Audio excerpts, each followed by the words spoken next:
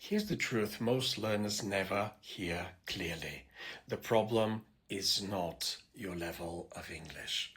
It's the way you've been taught to think about English. You've studied English for years, so why does speaking still feel hard? If knowing more English was the solution, you'd already be fluent. My name is George Alex. I've been a fluency coach for over 35 years. I help adults like you get over fear and frustration and activate their English so they can use it confidently and freely for life, travel, or business.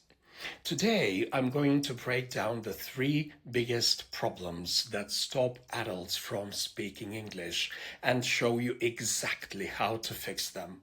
The first problem is a dangerous belief. I need to know English really well before I start using it.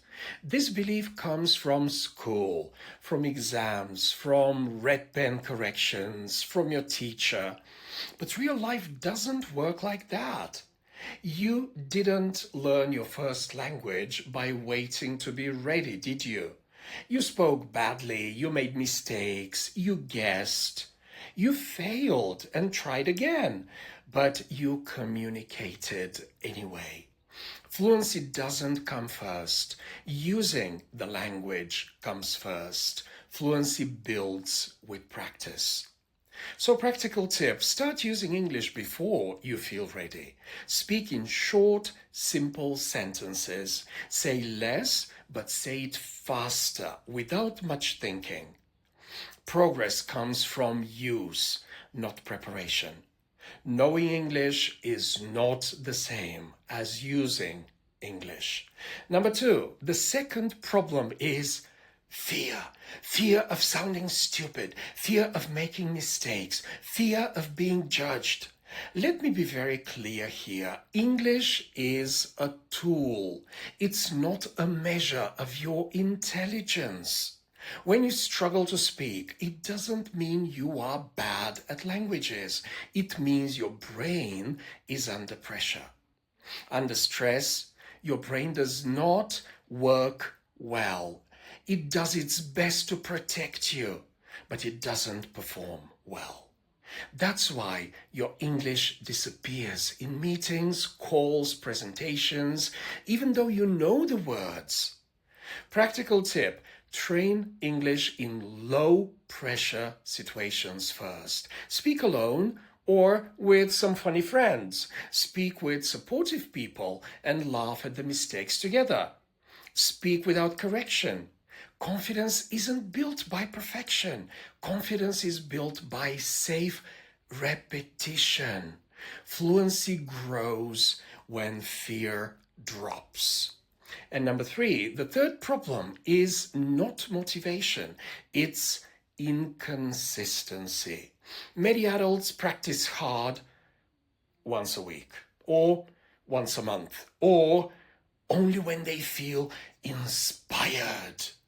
That doesn't work. Fluency is a physical skill, like driving, like playing an instrument. It needs short, regular activation. Practical tip, 5 to 10 minutes a day beats 2 hours once a week. When I have tutoring sessions once a week, my students progress slowly, unless they start working outside of our classes and speak often, even with mistakes. Your brain builds automatic patterns through frequency, not intensity. Fluency is created by frequency, not effort. If any of this sounds familiar, it's not because you failed. It's because nobody explained how fluency actually works. That's why I am holding a free Guide to Fluency class on the 2nd of February.